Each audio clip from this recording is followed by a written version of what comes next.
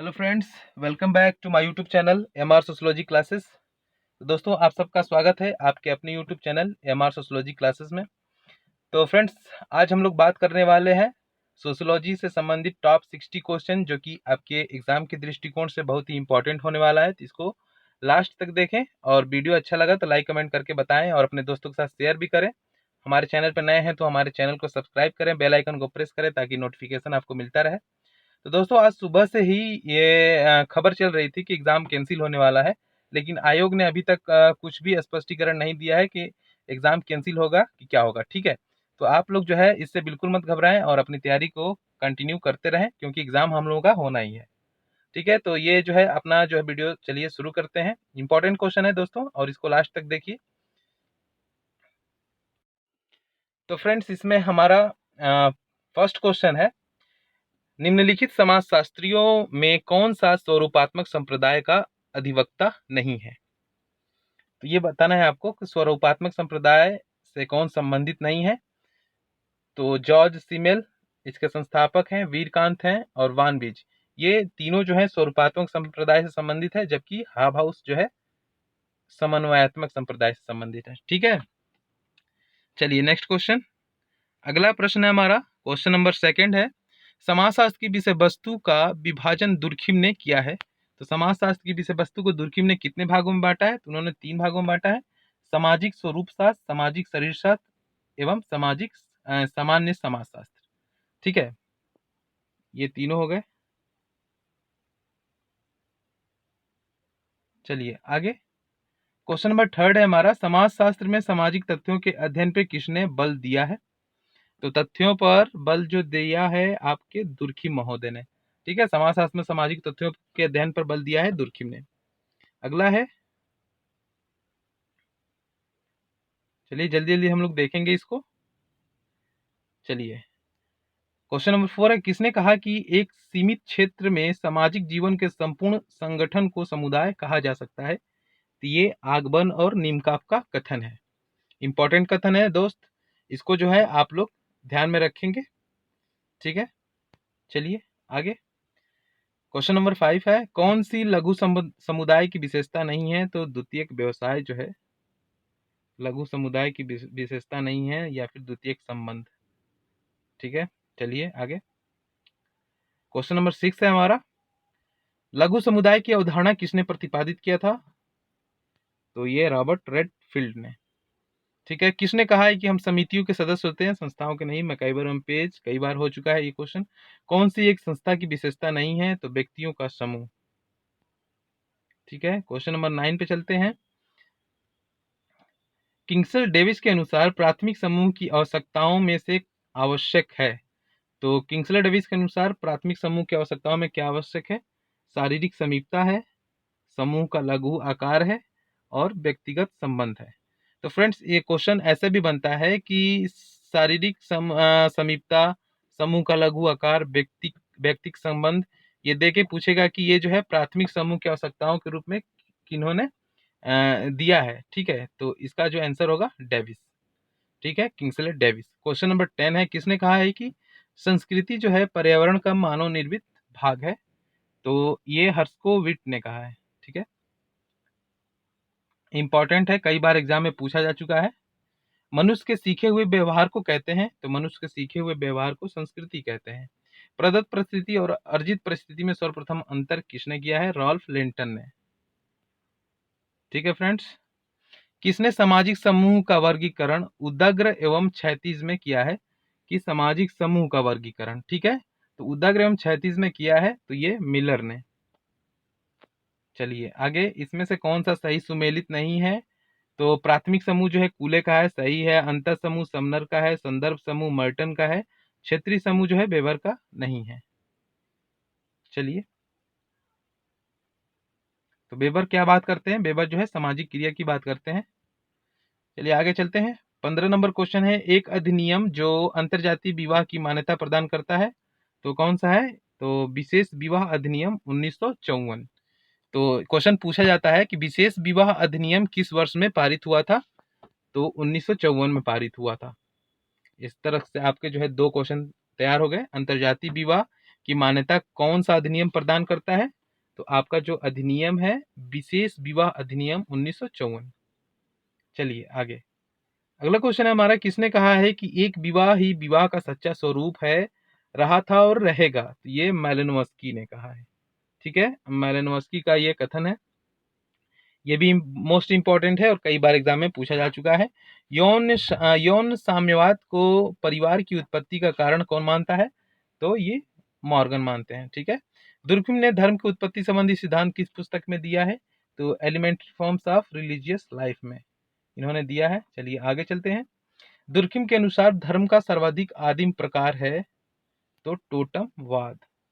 ठीक है फ्रेंड्स, अगला क्वेश्चन है, समाज में सामाजिकरण एक प्रक्रिया है। किस चीज की प्रक्रिया है? तो सीखने की प्रक्रिया है। स्वदृश्य दर्पण का सिद्धांत के प्रतिपादक कौन है? तो चार्ल्स कूले हैं। ये मोस्ट इंपॉर्टेंट है। ठीक है फ्रेंड्स, ये कई बार एग्जाम में पूछा जा चुका है, ध्यान में रखेंगे इसको। अगला है, प्रत्याशित समाजीकरण की अवधारणा किसके द्वारा विकसित की गई है? तो ये मर्टन है, आर के मर्टन। सामाजिक स्तरीकरण का प्रकारात्मक सिद्धांत के प्रतिपादक कौन है? तो सामाजिक स्तरीकरण का प्रकारात्मक सिद्धांत जो है डेविस एवं मूर ने दिया है तथा पार्सन्स ने दिया है। चलिए अगला क्वेश्चन है, किसने कहा है कि व्यवसाय और केवल व्यवसाय ही जाति उत्पत्ति के लिए उत्तरदायी है? तो ये नेस्फील्ड है, इंपॉर्टेंट क्वेश्चन है। चलिए अगला है, जीएस घुरिये द्वारा दी गई विशेषताओं में से कौन सी निम्नलिखित विशेषता सही नहीं है? ठीक है, तो जाति परिषद इन्होंने दिया है घुरिये ने। ठीक है, श्रेणीबद्धता, भोजन एवं सामाजिक व्यवहार पर प्रतिबंध, जाति के बाहर विवाह, ये इन्होंने नहीं दिया है। ठीक है, इसको ध्यान में रखेंगे। अगला है 26 नंबर क्वेश्चन, सामाजिक गतिशीलता का वर्गीकरण क्षैतिज सामाजिक गतिशीलता और उदग्र सामाजिक गतिशीलता के रूप में किया है। तो ये सोरोकिन है। ऊपर हम लोगों ने देखा है सामाजिक समूह को क्षैतिज तथा उदग्र के रूप में किसने बांटा है? तो वो मिलर है। और ये जो इसमें पूछा जा रहा है कि सामाजिक गतिशीलता का वर्गीकरण क्षैतिज सामाजिक गतिशीलता और उदग्र सामाजिक गतिशीलता में किसने किया है? तो सोरोकिन है। इस चीज का आप लोग जो है अंतर करेंगे और इसको जो है अच्छे से ध्यान में रखेंगे, तभी आप इसका आंसर कर पाएंगे। बहुत लोगों को कंफ्यूजन हो जाता है इसमें। जेम्स जॉर्ज फ्रेजर की पुस्तक गोल्डन बाउ में निम्नलिखित में से किन पक्षों को प्रस्तुत किया गया है? तो धर्म और जादू। ठीक है, तो इसमें जो है गोल्डन बाउ किसकी पुस्तक है? जेम्स फ्रेजर की। ये भी क्वेश्चन बनता है। ओके, चलिए अगला क्वेश्चन है, किसने कहा है कि जाति व्यवस्था इंडो आर्यन संस्कृति के ब्राह्मणिक संतान है जिसका पालन पोषण यमुना के मैदान में हुआ है? जीएस घुरिये का कथन है, इंपॉर्टेंट कथन है। चलिए आगे, किसने कहा है कि जब एक वर्ग लगभग पूर्णतः वंशानुक्रम पर आधारित होता है तब उसे हम जाति कहते हैं? कूले का कथन है, इंपॉर्टेंट। तो ये जो है यूपी पीजीटी 2021 के एग्जाम में पूछा जा चुका क्वेश्चन है, इंपॉर्टेंट क्वेश्चन है, इसको ध्यान में रखेंगे। कौन सी सामाजिक परिवर्तन की विशेषता नहीं है? तो सामाजिक परिवर्तन क्या है? सामाजिक परिवर्तन जटिल तथ्य नहीं है। क्यों? ये जो है गलत है कि सामाजिक परिवर्तन एक जटिल तथ्य है। चलिए आगे, कौन सी सामाजिक प्रगति की विशेषता है? तो इच्छित लक्ष्य है। ठीक है, सामाजिक प्रगति में क्या होता है? इच्छित लक्ष्य होता है, मूल्यों से निर्धारित होता है, केवल मनुष्यों से संबंधित होता है। चलिए आगे, नेक्स्ट क्वेश्चन है हमारा 32 नंबर, मिचेल ने सामाजिक विकास के कितने मापदंडों का उल्लेख किया है? तो 6 मापदंडों का उल्लेख किया है मिचेल ने। ठीक है, चलिए अगला क्वेश्चन है, किसने समाज के विकास की जंगली असभ्य और सभ्य अवस्थाओं का वर्णन किया है? तो एच.एम. मॉर्गन। तो ये मॉर्गन है। ठीक है,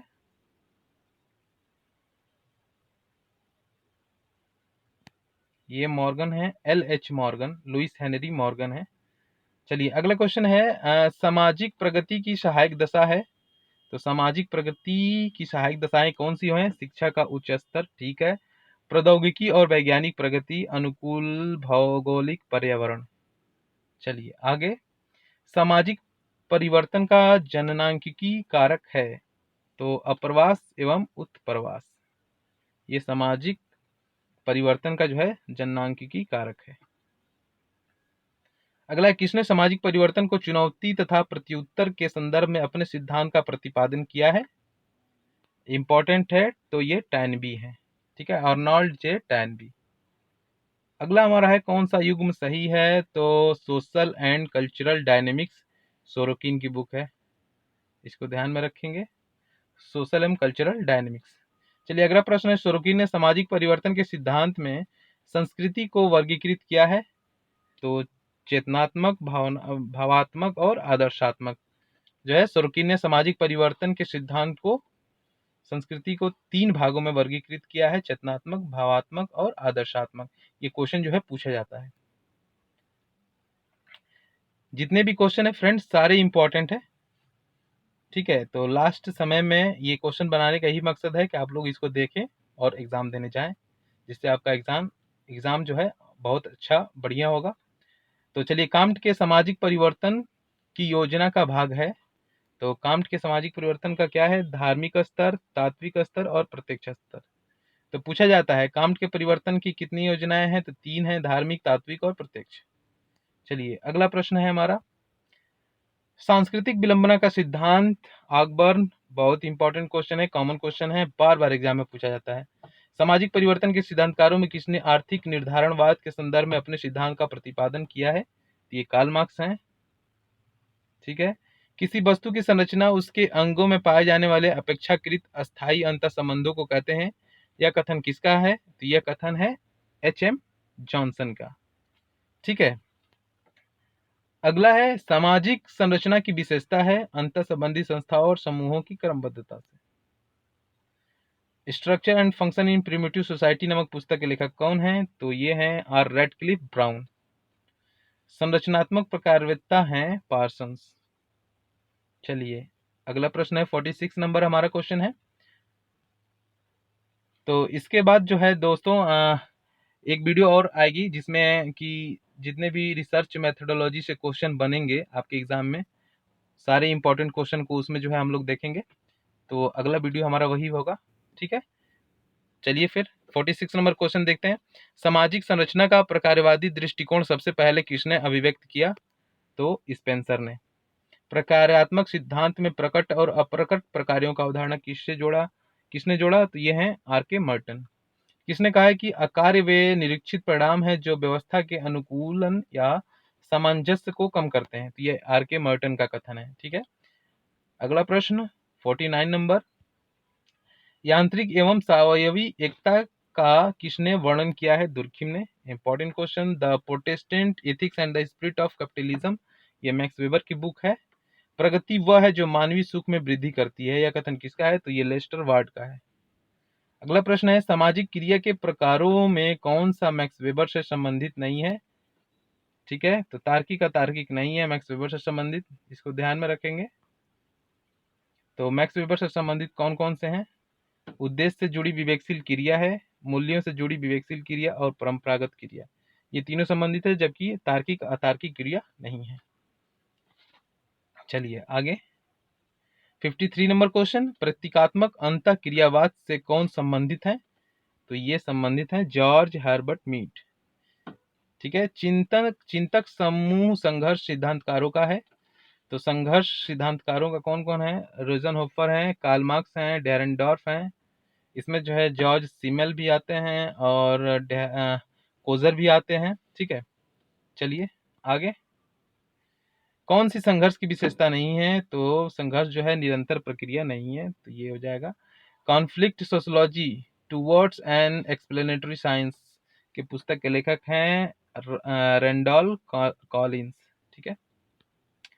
अगला प्रश्न है हमारा 57 नंबर क्वेश्चन, डेरेनडॉर्फ अपने सिद्धांत के लिए जाने जाते हैं, तो संघर्ष सिद्धांत के लिए जो है डेरेनडॉर्फ जाने जाते हैं। तो संघर्ष समाज के संरक्षण में सकारात्मक भूमिका निभाता है, ये जो है कहा है इन्होंने, कोजर ने कहा है। संघर्ष समाज के संरक्षण में सकारात्मक भूमिका निभाता है, तो कोजर का ये कथन है, ठीक है। आज तक के सभी समाजों का इतिहास वर्ग संघर्ष का इतिहास रहा है, कार्ल मार्क्स का कथन है, बहुत फेमस कथन है, बार बार एग्जाम में पूछा जाता है, ठीक है। चलिए आखिरी क्वेश्चन इस वीडियो का, तो सामाजिक घटनाओं एवं संस्थाओं के संबंध में नवीन ज्ञान प्राप्त करने के लिए, सामाजिक घटनाओं एवं समस्याओं के संबंध में नवीन ज्ञान प्राप्त करने के लिए की गई व्यवस्थित छानबीन या खोज को ही सामाजिक अनुसंधान कहते हैं। तो ये कथन किसका है? तो ये C.A. मोजर का कथन है। तो फ्रेंड्स, हमारे जो है 60 क्वेश्चन पूरे हुए। तो उम्मीद करते हैं कि वीडियो जो है आपको पसंद आया होगा और इम्पोर्टेंट भी लगा होगा। तो कमेंट करके ज़रूर बताएं, और इस चैनल पे नए हैं तो चैनल को सब्सक्राइब करें और अपने दोस्तों के साथ शेयर करें कि जितने भी लोग हैं एग्ज़ाम देने वाले उन तक ये पहुंच जाए। ठीक है, तो चलिए फिर मिलते हैं नेक्स्ट वीडियो में। बहुत बहुत धन्यवाद।